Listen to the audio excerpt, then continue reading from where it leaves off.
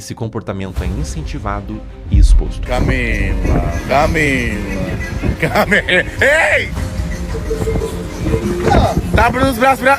Coisa bonita. Miguel, tu não tá com as...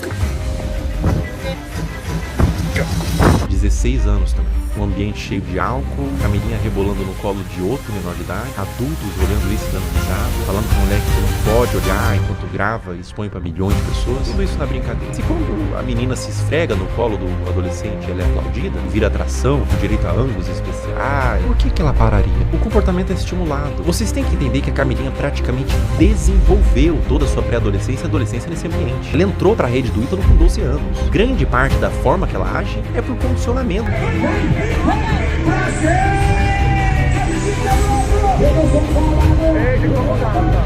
16 anos. O que o Ítalo puder extrair, ele extrai. Ela faz show pra adultos, de minissaia, danças sensuais, público consumindo drogas, álcool, homens adultos na plateia que pagaram pra ver a grande atração do circo, uma menor de idade sexualizada. Pela expressão dela no início, ela estava exausta, não estava confortável em continuar. Uma questão pra você: enquanto ela dança,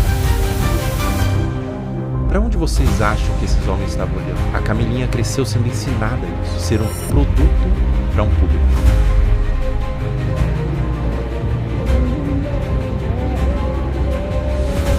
Aos 17 anos, a Camilinha foi exposta a um procedimento cirúrgico, implante de silicone nos seios. No pós-operatório, quando ela estava dopada, aterradora é o efeito que toda essa exposição e fixação vai ter na cabeça dessa mulher. Agora vamos retroceder um pouco, tem 13 anos.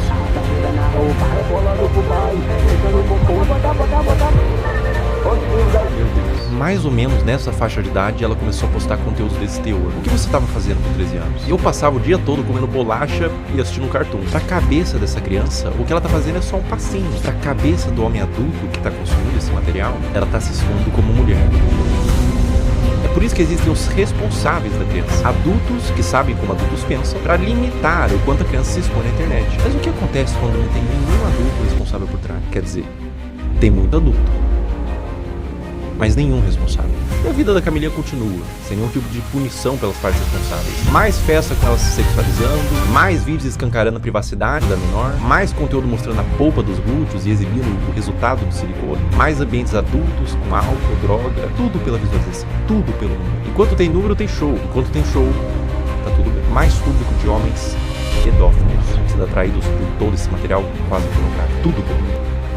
Um dos piores casos de adulteração, mas nesse caso também mergulhamos no campo da pedofilia, envolvido com os pais, é da adolescente Caroline Dreher. Tudo começou quando a Caroline tinha 11 anos, produzindo conteúdos de dancinha de forma inocente. Dá pra se dizer, a criança devia estar brincando nos estudos. Mas aos poucos foi escalonando, de cada vez mais inocente, para culminar ao ponto de se tornar absolutamente criminoso. É uma das coisas mais asquerosas e corrompidas que eu já vi na minha vida. A partir daqui o vídeo fica extremamente sensível. Quem administrava a produção da Caroline era sua mãe. E aos poucos ela foi recebendo comentários de homens adultos que queria que mais fosse mostrado. O que uma mãe poderia fazer? Ela poderia denunciar, remover o comentário, bloquear para resguardar a criança. O que essa mãe fez? Ela atendeu. Conforme Caroline foi crescendo, ela foi produzindo conteúdos cada vez mais sugestivos, mostrando os glúteos, dançando sem roupas íntimas. E quanto mais vulgar, mais a comunidade de pedófilos crescia. Mais números vinha, mais dinheiro ela ganhava. Como se a situação não tivesse terrível o suficiente, ela fez o impensável. Ela criou um VIP e um Telegram para vender conteúdo literalmente explícito da própria filha. E nesse momento tinha 14 anos. Pensar em como que era a produção desse conteúdo me faz querer vomitar. E qualquer ser humano em suas plenas faculdades mentais vai sentir o mesmo. Vídeos da filha tomando banho, expondo seus seios e suas partes, e até vídeos envolvidos com homens. Tudo a mando de pedófilos que pediam para quem administrava o que quisessem, desde que pagasse. Escrever coisas em seu corpo como do ADM, tudo nas sombras. Telegram, grupos privados. Aos poucos os conteúdos da Caroline vazaram para toda a internet, através de fóruns de pedófilos e grupos do Telegram. Com mais exposição, mais dinheiro e mais traumas para essa criança. A ganância e a corrupção de um ser humano que põe em risco a saúde da sua própria filha por papel. O dinheiro fica na sua morte. O dano que você causou numa alma vai te acompanhar pelo resto da existência. Caroline, meus mais profundos sentimentos a ti. Você não tem culpa de ter sido gerado em uma família disfuncional, que os criminosos paguem e que você encontre luz na sua vida. O abuso deixa marcas para sempre. O abuso nunca pode ser visto como um trauma isolado de uma criança. Não é só um trauma.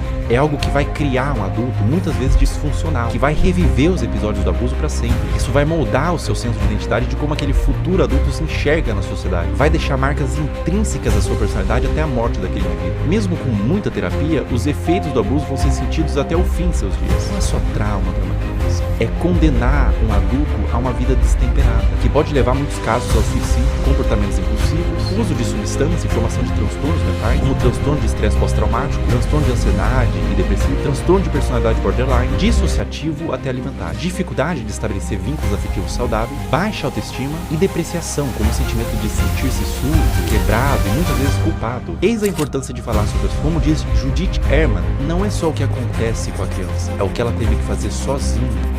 Mas e quando tudo isso vem de sua mãe? Nossos pais são nossas primeiras figuras de autoridade e reflexo. São os primeiros contatos com o que entendemos que é como devemos ser. Quando o abuso vem da nossa família e responsáveis, isso faz com que a criança e o futuro adulto perca todo o senso do que ela é na sociedade. O sentimento é de vazio, de desespero, um sentimento de confusão, de não saber quem é nem como deveria ser. Além do abuso, há a quebra de confiança e proteção. Quando quem deveria te proteger se torna o predador, você não só perde a infância, você perde a fé no mundo. No caso anterior eu falei sobre grupos de pedófilos em Telegram e fórum. Vamos falar sobre eles. Como agem os pedófilos? Uma questão que faz contas como essas existirem. A linha rápida sobre o algoritmo, pega papel e caneta. O algoritmo, principalmente dos vídeos verticais, que tem saída muito mais rápida, funciona por recomendação do que ele entende que você tem interesse em ver. Ou seja, o like que você dá, você ter mandado para um amigo, o tempo que você passou consumindo, tudo isso entra no cálculo. E é por isso que às vezes o seu algoritmo só te entrega piadinha, mas você vem ter um vídeo triste, compartilha com os amigos, e instantaneamente você fica com depressão pelos próximos 30 minutos. Seu algoritmo foi amaldiçoado com vídeos tristes. Aonde que fica preocupante?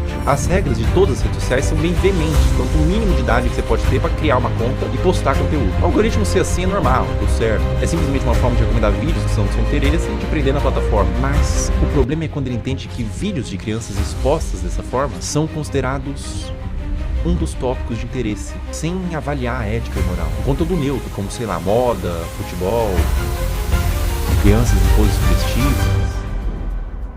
Entende o que eu quero dizer? Sem qualquer tipo de restrição. Ou seja, o algoritmo sabe que esses vídeos existem, sabe que tem consumidores e une essas duas coisas. Um prato cheio para pessoas mal intencionadas. Como eu observo que deveria ser, é que as redes deveriam sinalizar esse tipo de conteúdo, não monetizando e banindo, punindo os que fazem, não colocando no caldeirão de sopa dos recomendados. Olha como é de extremo fácil acesso para uma pessoa mal intencionada buscar esse tipo de conteúdo. O algoritmo entende que é conteúdo de crianças em formas sugestivas e propaga para quem interessa. É como se estivesse fazendo vista grossa para isso. É claro que é um robô, mas um robô é feito por seres humanos. É completamente inaceitável para mim que na era da inteligência artificial não tenha sido aplicada ainda uma forma de detectar esses vídeos, seja pelos comentários, que sempre é cercado de coraçãozinho e sugestão de como pode ser mais explícito, ou pelo próprio conteúdo em si. Má intenção ou descaso? Isso é extremamente preocupante e urgente. Essa mudança em massa em todas as redes sociais não tem que acontecer para amanhã, nem sequer para hoje. Tem que acontecer para ontem.